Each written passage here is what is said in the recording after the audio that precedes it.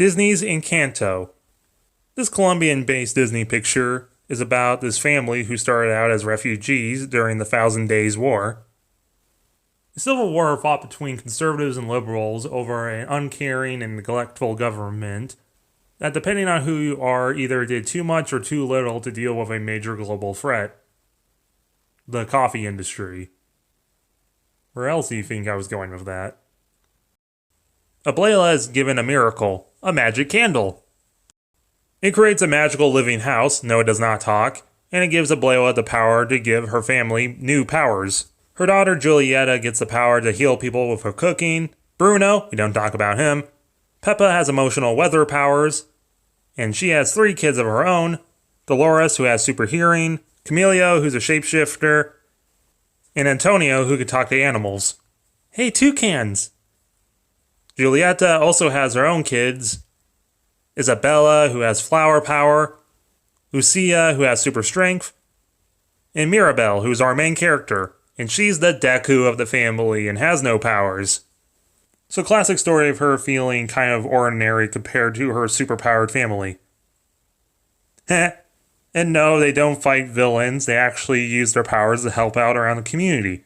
Which is unique and really cool. But Mirabel realizes the house is falling apart, so has to go on an adventure to figure out what's going on. Until we do talk about Bruno. He's the black sheep of the family and everyone thinks he's nasty, but it turns out that he's an absolute sweetheart. He has the power to see into the future, which a lot of people see as negative because it always predicts negative stuff in the future.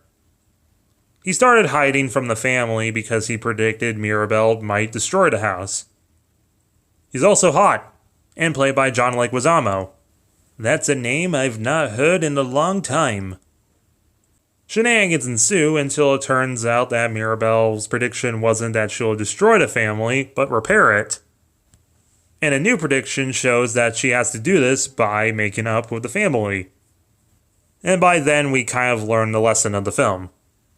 And the themes and messages. The generational divides between the elderly and young generations. The strive for perfection, and once you gain perfection, to maintain it at all costs with no deviation. The struggle to live up to an expectation usually completely out of reach, and how those are very toxic mindsets.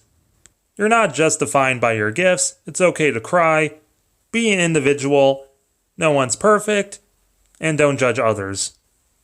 I think the film does a really good job showing these themes and morals, and they're still very relevant and relatable to basically everyone these days. Being a Disney movie, of course, the animation is gorgeous. The colors are all vibrant, the motion's really good, super detailed. Literally all the songs are good. There's even some that are in Spanish. It isn't one of those films that has to constantly have noise and action going on. There's some slower parts that I think work well. The entire family feel like very real people and have very real dilemmas going on. You're bound to relate to at least someone in this film. Overall, I would highly recommend this film. It's very fun and relatable.